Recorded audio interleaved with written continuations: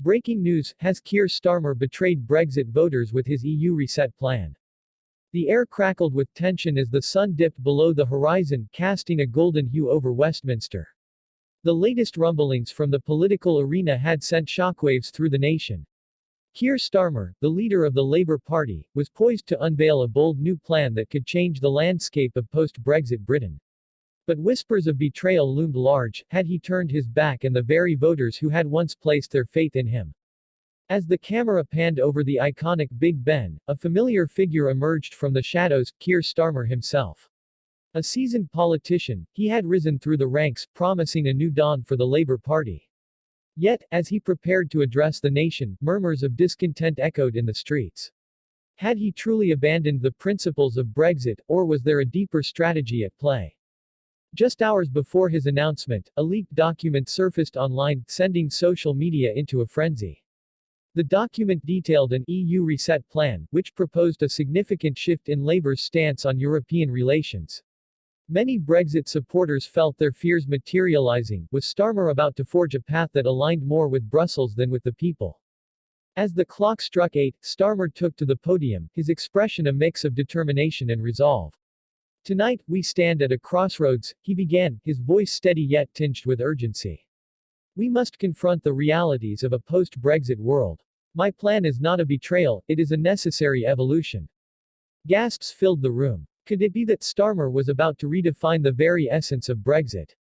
With every word he spoke, the tension mounted. He outlined a vision of closer ties with the EU, promising collaboration on trade, security, and climate issues, but it came with a cost.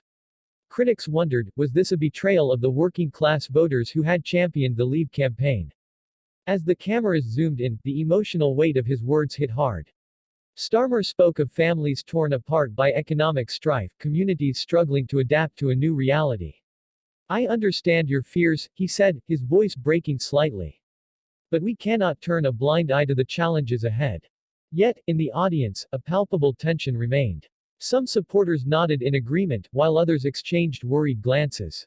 Questions raced through their minds, was Starmer genuinely prioritizing the nation's best interests? Or was he simply playing politics, risking the trust of those who had believed in him? Just as the dust began to settle, a shocking development emerged. A prominent Brexit supporter, known for his fiery rhetoric, publicly condemned Starmer's plan. This is a betrayal of the highest order, he declared, igniting a firestorm of backlash. Social media erupted, with hashtags like #StarmerBetrayal trending across platforms.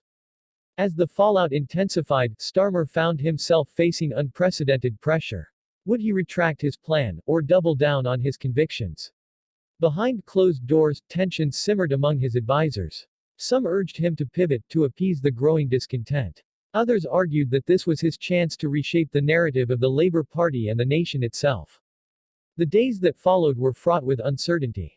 Starmer embarked on a whirlwind tour across Brexit strongholds, facing hostile crowds and passionate debates. Each stop raised new questions. Would the Labour Party splinter under the weight of dissent? Could Starmer salvage his leadership while staying true to his vision? In a particularly emotional encounter, a father shared his struggles, expressing how Brexit had impacted his family.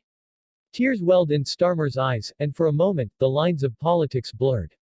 Was this a glimpse of the man behind the politician?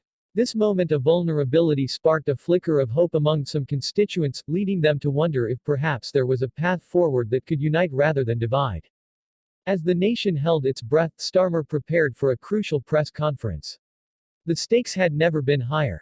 Would he stand firm against the tide of opposition, or would he succumb to the pressure of his critics? The clock ticked down, and once again, the nation found itself on the edge of its seat. With cameras rolling and reporters poised, Starmer approached the podium. Silence enveloped the crowd, thick with anticipation. What would he say? How would he navigate the treacherous waters of public sentiment? In a dramatic twist, Starmer began by acknowledging the pain and division the Brexit debate had caused. I'm here to tell you that this is not the end of our journey, he declared, raising his gaze. This is the beginning of a new chapter, one where every voice matters. As he outlined a framework for dialogue and cooperation, a collective gasp echoed through the audience. Could it be that Starmer was weaving a narrative of unity amidst the chaos? The tension hung in the air as the camera zoomed in on his resolute face. The screen faded to black, leaving viewers pondering the implications of his words. Had Keir Starmer truly betrayed Brexit voters, or was he paving the way for a future that could reconcile division? The question lingered, igniting curiosity for the next chapter in this unfolding political saga. Stay tuned as we continue to uncover the ramifications of Starmer's plan and what it means for the future of the Labour Party and the nation.